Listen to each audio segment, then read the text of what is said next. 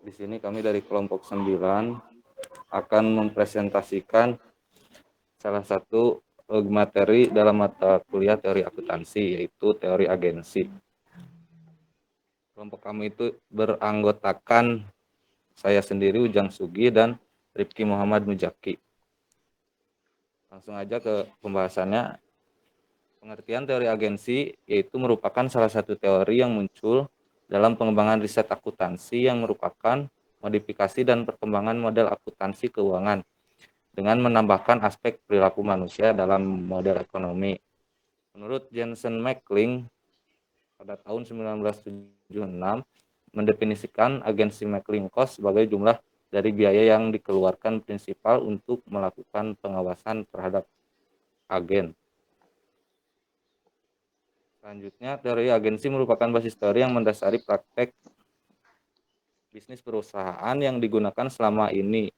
Prinsip utama teori ini yaitu adanya hubungan kerja antara pihak yang memberi wewenang atau prinsipal seperti investor dengan pihak yang menerima wewenang atau agen seperti manajer dalam bentuk kontrak kerjasama yang disebut nexus of contract. Selanjutnya, konsep teori agensi ada 3 menurut Eisenhardt pada tahun 1989. Yang pertama, asumsi tentang sifat manusia, yang kedua asumsi tentang keorganisasian, dan yang ketiga asumsi tentang informasi. Selanjutnya akan dijelaskan oleh teman saya, Rifki. Teori agensi dalam praktikan akuntansi memberikan peranan penting bagi akuntansi, terutama peranan ini sering diasosiasi. Teori agensi dalam praktik akuntansi. Teori agensi memberikan peranan penting bagi akuntansi, terutama peranan ini sering diasosiasikan dengan perayaan pengurusan akuntansi, di mana seorang agen melapor pada prinsipal tentang kejadian-kejadian di masa lalu.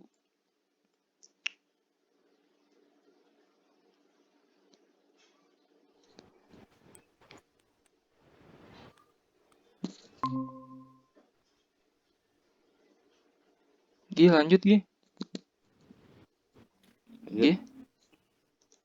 Iya. Menurut Jensen dan McCling, dalam Isnanta 2008 menyatakan bahwa teori agensi ini mendeskripsikan pemegang saham sebagai prinsipal dan manajemen sebagai agen. Kontrak yang efisien adalah kontrak yang memenuhi 2 faktor, yaitu agen dan prinsipal memiliki informasi yang simetris. Resiko yang dipikul agen berkaitan dengan imbal jasanya.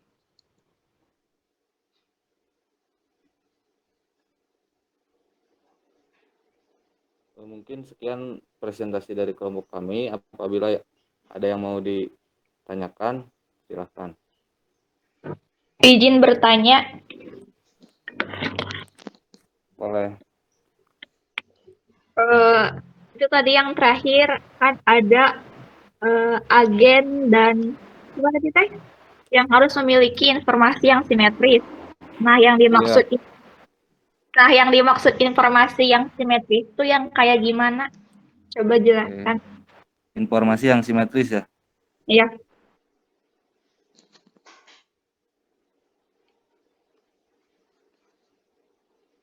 Oke, selanjutnya. Tadi itu siapa, Dewi? Ujang, aku mau nanya. Iya, Dewi. Oh, iya.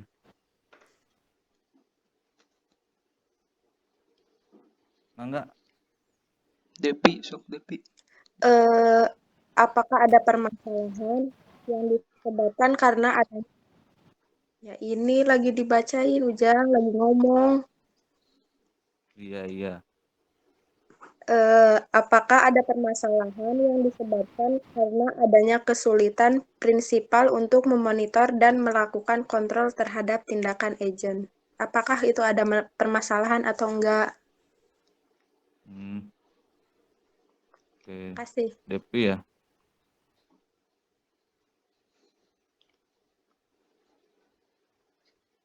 Selanjutnya Mungkin masih ada.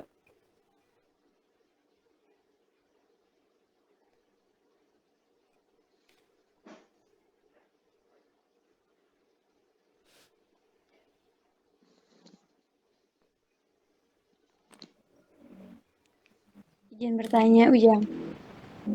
Mangga. Kenapa sih harus ada teori agensi? Oke. Sebabnya apa Udah? asal muasalnya? Kenapa harus ada teori ini gitu? Kenapa bisa gitu? Makasih. Iya, sama-sama.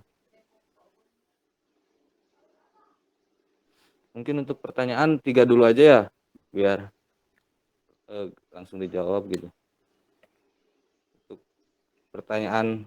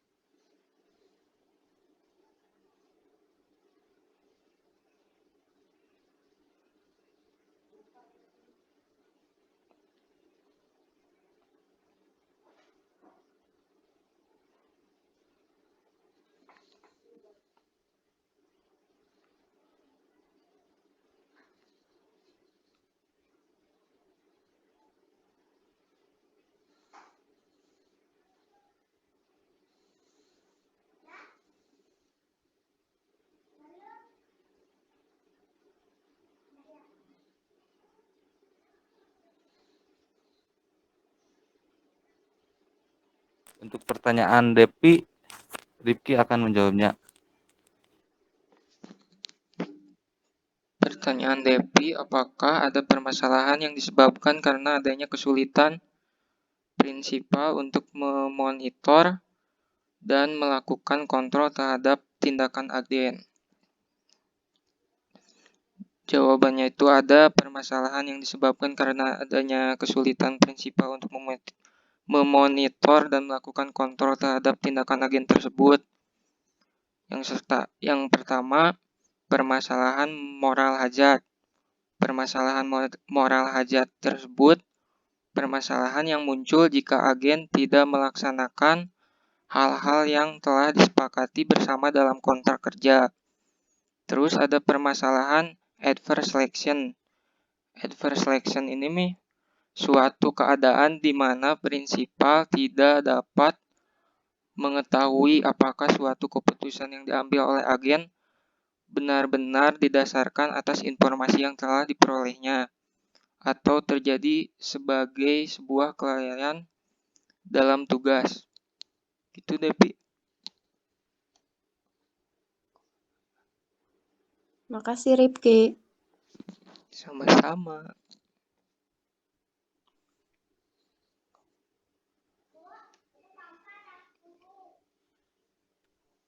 Untuk pertanyaan dari Dewi, saya akan mencoba untuk menjelaskannya. Informasi yang simetris ya tadi tuh.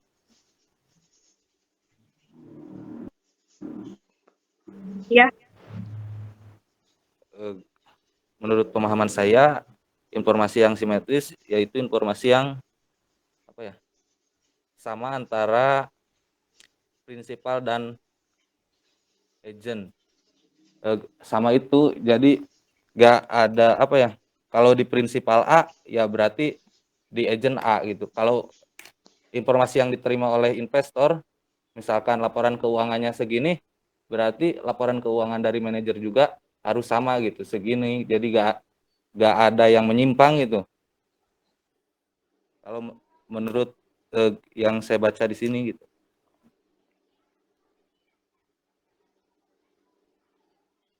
Berarti informasinya itu mencakup laporan keuangan aja gitu? Dalam segala hal mungkin, tidak hanya laporan keuangan saja. Kan di sini kontrak kerjasama antara investor dan manajer. Investor sebagai prinsipal atau yang memberikan wewenang ya dan agent sebagai manajer yang menerima wewenang dari prinsipal gitu. Ya gak mungkin informasi-informasi yang lain gitu, gak hanya laporan keuangan saja yang apa ya, yang simetris itu gitu.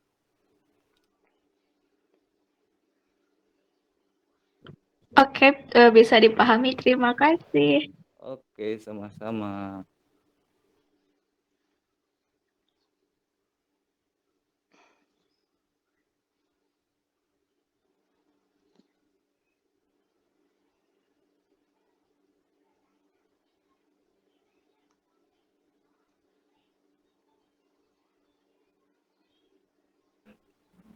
Untuk pertanyaan Mila, kenapa harus ada teori agensi ini gitu?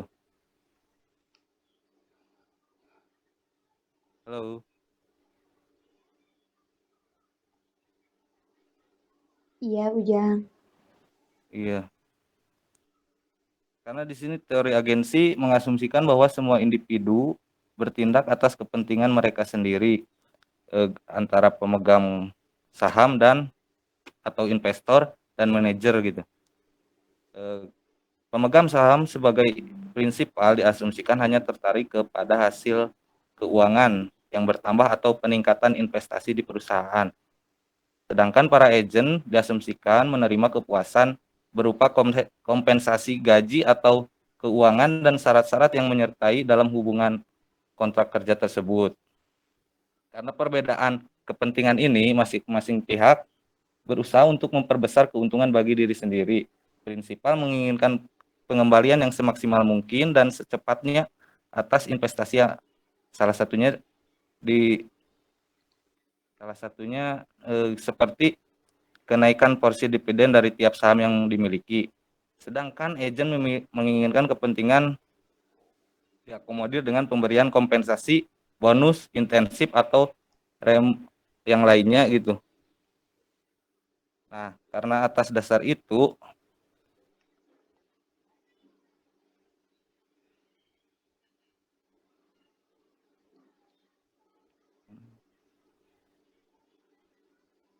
ya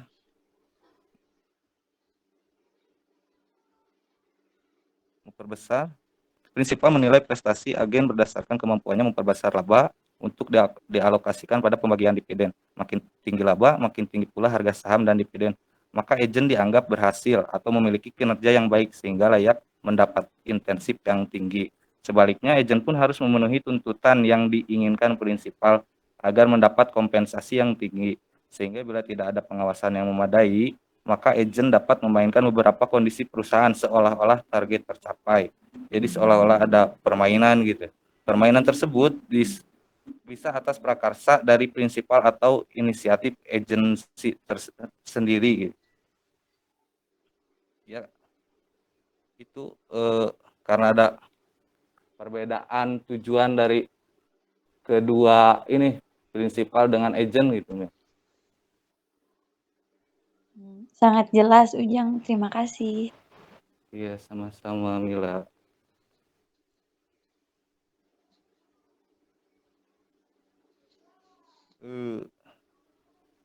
Mungkin hanya itu yang dapat kelompok kami sampaikan. Untuk kesimpulannya, teori agensi merupakan salah satu teori yang muncul dalam perkembangan riset akuntansi. Teori ini mendasarkan hubungan kontrak antara anggota-anggota dalam perusahaan, di mana prinsipal dan agen sebagai pelaku utama. Inti dari teori ini, yang pertama asumsi tentang sifat manusia, yang kedua asumsi tentang keorganisasian, dan yang ketiga asumsi tentang informasi. Terima kasih atas waktu dan kehadiran teman-teman. Saya mohon maaf atas segala kekurangannya. Billahi taufiq wal hidayah. Assalamualaikum warahmatullahi wabarakatuh. Waalaikumsalam. Waalaikumsalam warahmatullahi wabarakatuh. Waalaikumsalam warahmatullahi wabarakatuh.